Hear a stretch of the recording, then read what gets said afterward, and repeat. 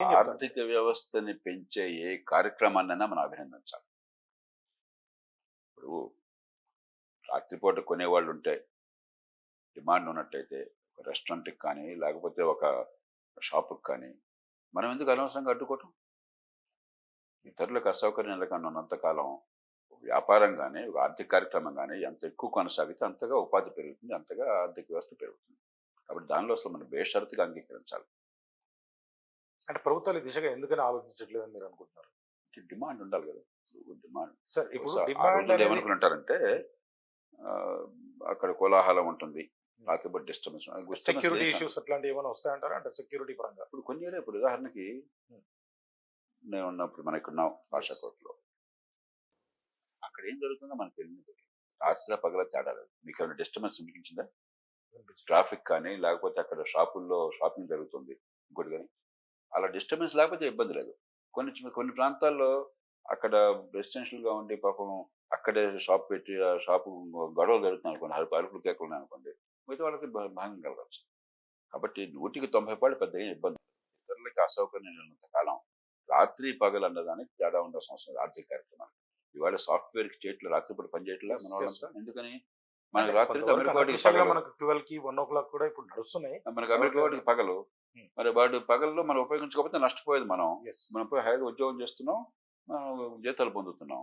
అంచేత రాత్రి పగలనేది మనకి మన సౌలభ్యం కోసం తప్ప ఎక్కడ ఆర్థికంగా మన పనికి డిమాండ్ ఉంటే, ఎక్కడ 4 రాళ్ళు సంపాదించుకునే అవకాశం ఉంటే, చట్టబద్ధంగా ఇతరులకు అన్యాయం చేయకుండా దాన్ని ప్రభుత్వం పూర్తిగా ప్రోత్సహించాలి తప్ప అడ్డు పెట్టకూడదు. అంటే మీరన్నట్టు పనికి డిమాండ్ అంటే సార్ అట్లా కాదు. ప్రభుత్వాలు ఉన్నాయి, ఉద్యోగాలు ఇవ్వడానికి కాదు గానీ సోర్స్‌ని క్రియేట్ చేయడానికి దీనికి డిమాండ్ ఏం రాదు సార్. 24/7 గనుక షాప్ ఓపెన్ చేసుకుంటే నేను పోయో, ఇంకొకరు ఇక్కడ పోయో ఇక్కడ పని డిమాండ్ చేసుకున్నట్టే అనేది ఎట్లా? 24 గంటలు ఇప్పుడు నేను షాప్ ఓపెన్ చేశాను. హ్మ్. కొనేవాడు ఎవరు లేరు. ఎందుకు ఓపెన్ చేసి ఉంచుతాను? మూసేస్తాను. అహా! డిమాండ్ అది అంటే అది. అంటే ఆ వ్యవస్థ గనక గవర్నమెంట్ అంటే ప్రభుత్వం ఉంచగలిగితే, ఆ అనవసరంగా పాలిసీ అడ్డంకులు ఉంటే అది డిమాండ్‌ని బట్టి ఆ ప్రైవేట్ రంగం ఎంచుకోవాలి తప్ప, ఆ షాపు వాళ్ళు నిర్ణయించుకోవాలి తప్ప, మనం అడ్డుపెట్టాల్సిన అవసరం లేదు.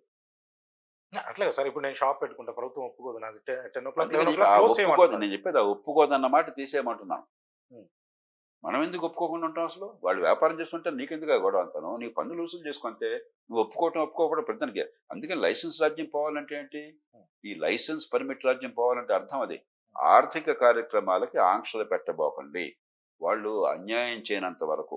అంటే దీన్ని ఎట్లా చేయాలంటారు? అంటే గవర్నమెంట్ ఇట్లాంటి సూచన ఎఫ్‌డిఆర్ ఇవ్వదు. అంటే ఇప్పుడు షాప్స్ అండ్ ఎస్టాబ్లిష్మెంట్ యాక్ట్ కింద కొన్ని నిబంధనలు ఉన్నాయి. యెస్. మీరు ఈ టైంకే ఓపెన్ చేసి ఉంచవలే. ఈ రోజుల్లో విధిగా మూసేయవలే. ఇలాంటి కొన్ని రూల్స్ పెట్టాం. మీకెందుకు అవన్నీ? నేను పని చేసుకుంటాను, నేను అమ్ముకుంటాను, నేను కొనుక్కుంటాను అంటే మీకెందుకు? కాబట్టి ఆ షాప్స్ అండ్ ఎస్టాబ్లిష్మెంట్ యాక్ట్‌లో ఆ మార్పులు తీసుకురావాలి. చట్టంలో కావచ్చు, లేకపోతే నిబంధనలో కావచ్చు. అనవసరంగా మనం పెట్టుకున్నాం లేనివి. ఇంకా లైసెన్స్ రాజ్యం అవశేషాలు కొనసాగుతున్నాయి. మామూలుగా మీరు షాపులు ఎప్పుడైనా పెట్టుకోవచ్చన్నా కూడా మార్కెట్‌లో కొనేవాళ్ళు లేకపోతే ఆ టైంలో ఎవరు పెట్టుకోరు. ఆ టైంలో ఉద్యోగులను పెట్టుకొని లైట్లు ఆన్ చేసి యెస్. ఖర్చు ఎక్కువ, ఫలితం తక్కువ. వాళ్ళు అవసరాన్ని బట్టి పెట్టుకుంటారు. కొన్ని ప్రాంతాల్లో అవసరం ఉంటుంది.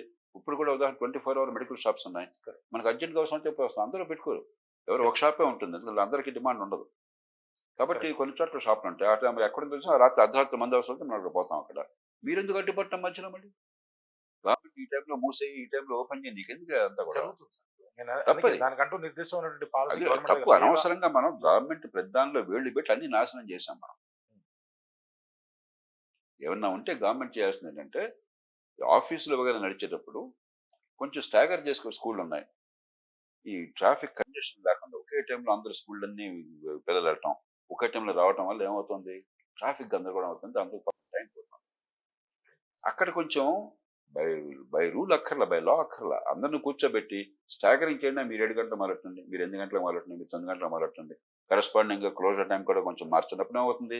ట్రాఫిక్ కొంచెం ఇలాంటి విషయంలో ప్రభుత్వం జోక్యం చేసుకొని ఒక పద్ధతి ఏర్పాటు చేయాలి గానీ, ప్రతిదానికి నా దగ్గర రా నేను పర్మిట్ ఇస్తేనే నువ్వు చెయ్యి అని చెప్పనేది తీసేయాలసలు. మార్కెట్ చూసుకుంటుంది. అవసరాన్ని బట్టి మార్కెట్ చూసుకుంటుంది. ఒక ట్రాఫిక్ నియంత్రణ మీరు చూసుకోండి అంతే. ఇతరులకు ఇబ్బంది లేకుండా మీరు చూసుకోండి. మిగతాయన్ని మీకు అనవసరం. వాడి వ్యాపారంలో వాడేం చేస్తాడో, వాడు అన్యాయం చేయనంత వరకు, చట్టాన్ని ఉల్లంఘించినంత వరకు మీకు అనవసరం. నేరం చేయనంత వరకు మీకు అనవసరం.